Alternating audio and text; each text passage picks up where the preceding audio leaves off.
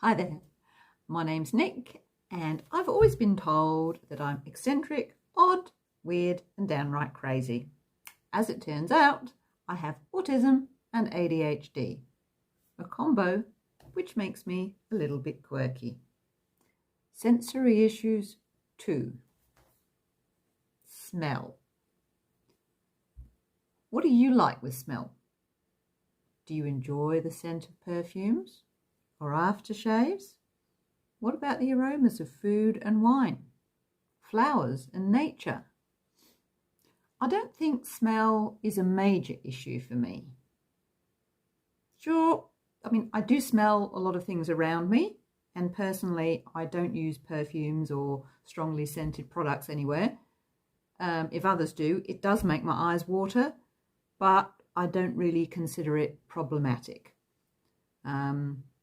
I think I seem to smell the same as neurotypical folk most of the time, but there are a couple of odd exceptions. I do like to use my sense of smell when I'm out and about. I'm often told I sniff things. That's more nature-based. I like to walk around and I'm generally walking around the forest like a little dog, sniffing away, just trying to find out what's going on. I'll be out there on my bike going, oh, yeah, there's a bloke up ahead. What do you mean? There's a bloke up ahead. I can smell him. Person with me will be going, I can't see anybody. Like, you don't have to see them, you can smell them. He's about 500 meters round the corner through the bushes. I can smell him. So, yep, I suppose, yeah. I smell people a little bit. That might be a little odd. The most useful exception is being able to sniff out water. Now, at the moment in Australia, it's not really that useful because half of Australia is underwater, and even here in South Australia, it's wetter than usual. But normally in the dry, being able to sniff out water, I think, is actually quite handy. So I spend a lot of my spare time wandering around the bush or in forests and, well, just out and about, because green space is my happy place. And yeah, I love being out there in the wild. So being able to sniff out water is a really handy skill.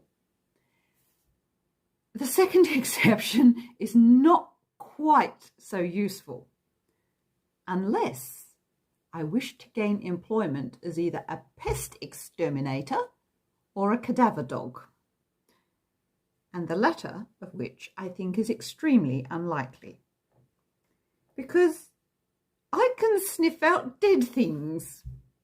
And when I say dead things, I don't mean great big rotting corpses that anybody could smell from a mile off. I mean teensy-weensy little bird or rodent carcasses that are buried under piles of leaves out in the middle of nowhere. I walk around and sniff like, there's a dead thing, there's a dead thing, I know there is, it's, yep, there's a dead thing over there, under that pile of leaves, there's a dead thing. And you'll rummage around and there's an incy-wincy little tiny thing, then I've just smelled it from like miles away. The other thing is, you go into people's houses and you go, ew, excuse me, but I think you've got a dead rat in your ceiling. Or, nah, actually, I think it's a possum. And it's really recently deceased. It's not all maggoty yet. You probably can't smell it, but give it a couple of days and you might sniff it out, okay? That skill does not raise me up the popularity ladder. If you have any interesting experiences of smell, please let me know. I'd love to hear them. Thank you. Be well.